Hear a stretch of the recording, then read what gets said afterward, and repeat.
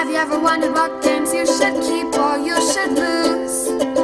Find out here at Purge Reviews. In Front of the Elevator is one of those charming games by Sashi and Sashi, and it is a oddity when it comes to theme.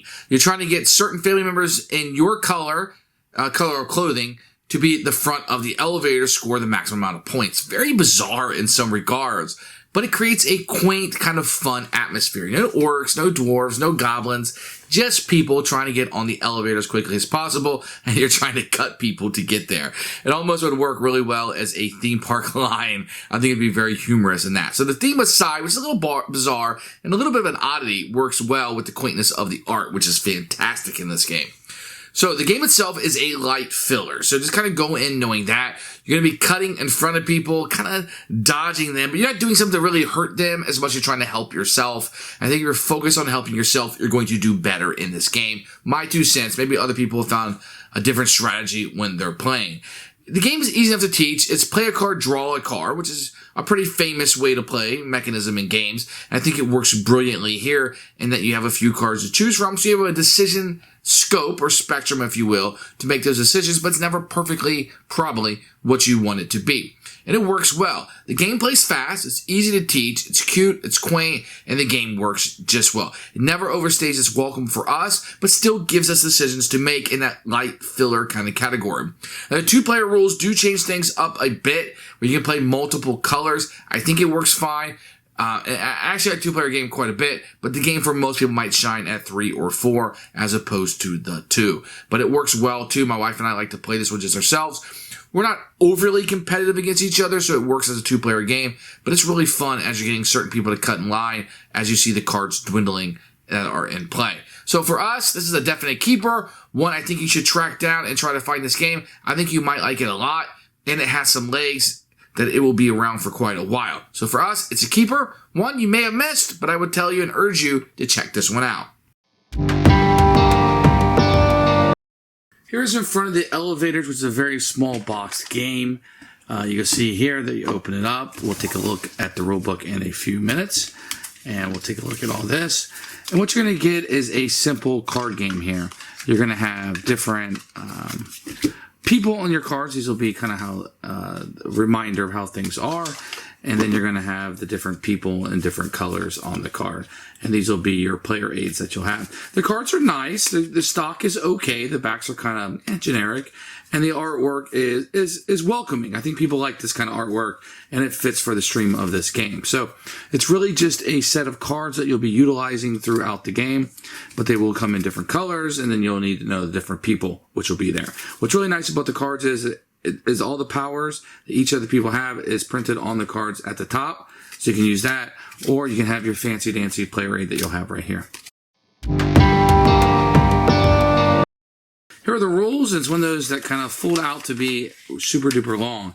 You can have a picture of all the contents up here, the aim of the game, and then the setup for what you're doing here based on the number of players. And then down here, I'll show you how to play the game with pictures and examples that you're going to have. On the back, it's going to be a little bit more of that, of kind of how the rules work. And you're going to have scoring down here to kind of utilize what you're doing. But it's one that's a fold out long. I'm not particularly fond of this type of rule book. It's fine. You'll get through. Probably need about 10 or 15 minutes to read through it. And it does a fairly good job. We were able to play without any questions, which is a great asset to this rule book. So the first thing you do is going to take the elevator cards by the number here. You'll put the 2s on top of the 3s and the 1s on top of the 3s. And this is going to correspond to the 3 rounds of the game that you're going to play. Then you're going to put each of these out, and you'll have 3 elevators that you'll be utilizing throughout the game. Each player will get 2 cards of their color to be their starting hand. Then you'll shuffle up the rest of the stack, and you'll put 1 random person out at each of the elevators. Then you have your stack of cards. And what you're going to do on a turn is you're going to play a card, and you can play it to any one of the 3 elevators. Normally, what you do if you play a card, it goes on the back of the line. But each of the cards is going to have a person that they can cut. In this case, Grandma can cut Grandpa. So if you wanted to go here, I could cut him and be first in line, or I could go second here. So let's say she goes up here and cut. Now, why the order is important is because the first person in line at the end of the round is going to get 2 points, second person in line 2, 3, and 4, and everybody else is going to get nothing. But if you're dad or grandpa, you're going to score twice as many points. Same thing here, 2, 2, 3, 4. Mom and grandma will score double, and then little girl and little boy score double, 3, 3, 5. So there's going to be different setups to this. The remainder of the 3 decks are placed in an equal number of piles. Then you can choose one of the cards to refill your hand from the top of the deck. So say I want to take this yellow one. Let's say as the game progresses, we were able to move up. Grandma would cut there. And let's say grandma was up here. Then these 3 people, since they're the same person, 3 grandmas, would be taken out, and they would go over here into my individualized scoring pile.